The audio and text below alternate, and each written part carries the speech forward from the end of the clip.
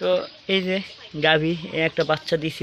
তো আমি এদেরকে এখানে দিনের অবস্থাটা দেখালাম, কি রোদ বাড়াইছে 8টা, কারণ ঘাসগুলো বড় হয়ে গেছে। আসসালামু আলাইকুম।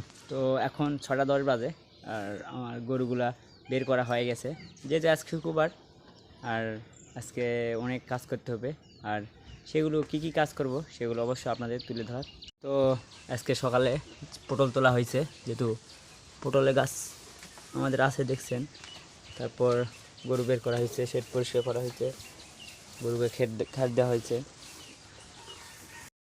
তো এখন বাজে 8টা, আর এখন আমি আমার গরুকে পানি দিব।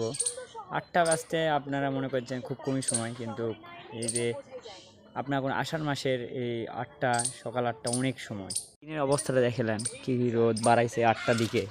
সকালের এই 8টায় রোদই বাড়াতো না। তো এখন এই গরুগুলো পানি দিতে হবে, কারণ এরা এই সময় পানি খায়, দাঁড়ায় গেছে। তারপর গোবর পরিষ্কার করতে হবে, এটাকে জৈব সার। তো আমি এদেরকে এখানে খাবারটা দেই, যেহেতু এখানে প্রচুর রোদ দেখতে পাচ্ছেন, এরা শুয়ে থাকবে কোথায়, তাই আমি সকালে এখানে খাবার দেওয়ার চেষ্টা করি। সকালে ভিডিও করা হয় না।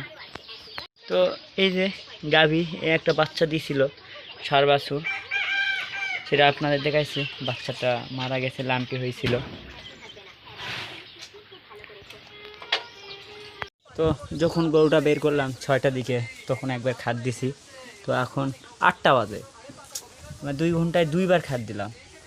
তাহলে এবার যদি আমি প্রতিদিন 2 ঘন্টা পর পর খাদ দেওয়া হয়, আপনারা ভাবেন যে এদের মানে কতগুলো খাবার দেওয়া হয় আপনার সকাল পর্যন্ত। এই 2টা পালা আছে এদের, মানে আমরা তো খায় বিক্রি করি না, সব এইগুলা গরুর পেটেই চলে যায়। কি মজা করে খাচ্ছে দেখছেন।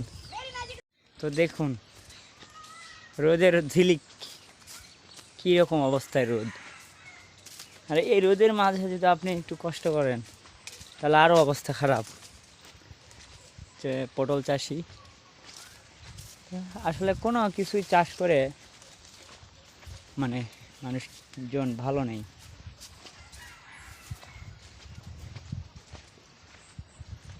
তো এই ঘাসগুলো এখন কাটবো, কারণ ঘাসগুলো বড় হয়ে গেছে। আর আমাদের এখানে ছাগলের খুব উৎপাত, যতই আপনি মানা করবেন শুনবে না।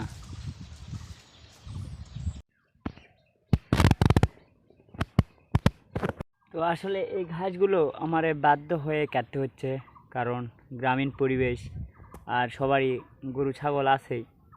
কেউ ছাগল আনে, তো গরু তো কেউ আনে না, ছাগল আনে, তো ছাগল তো বাধায় রাখে, ঘাস খাওয়ানো যায় না, তাই ঘাসগুলো খেয়ে ফেলছে। আসলে ঘাসগুলো আরও বড় হতো, তো আমার একটা জমিতে দেখছেন ঘাসগুলো কত বড়। তো এখন আমি যাব আমার বীজতলায়, যেখানে আমন ধানের বীজতলা ফেলা হয়েছিল।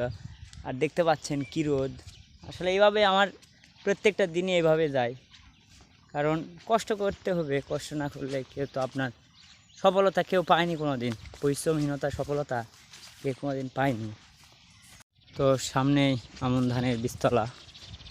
তো বীজটা কিছুদিন আগেই বপন করা হয়েছে, মানে কালকের আগের দিন, তো আজকে দ্বিতীয়তম দিন। ওইটাতে আপনার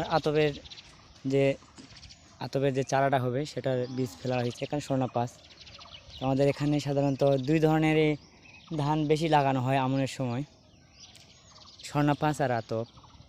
আসলে আমি একটা কথা বলতে চাই, যে আমি খেটে বড় হতে চাই, যে কারো চেটে বা কারে পায়ে তেল দিয়ে বড় হতে চাই না।